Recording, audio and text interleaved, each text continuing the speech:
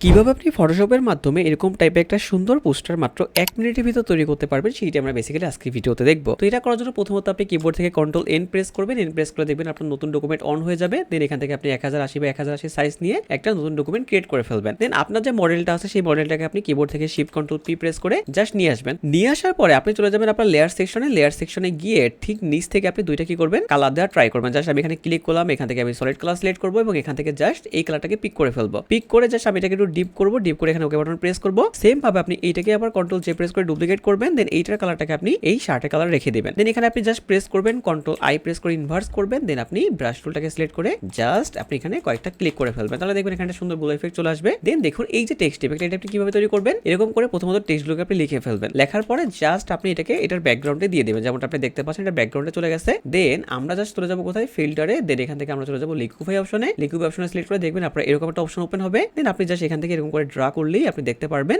Just আপনার এরকম একটা ইফেক্ট কিন্তু চলে আসবে।